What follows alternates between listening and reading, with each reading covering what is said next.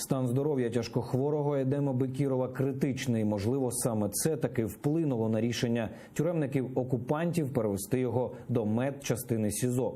Про це повідомила донька політв'язня Елеонора Бекірова. Їй вдалося поспілкуватися з адвокатами батька. Ті поки з Едемом Бекіровим не бачились, сподіваються зустрітися з ним вже завтра. Але кажуть, що саме переведення до медчастини вже маленька перемога, приємна новина і для родини, і всіх, хто за нього переживає.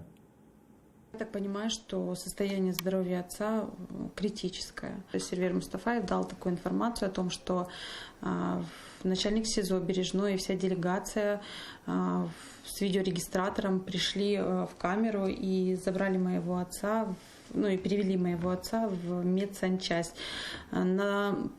На просьбу о том, чтобы Сервер Мустафаев также находился рядом с папой, потому что за все это время он знает, как за папой ухаживать, они ему отказали.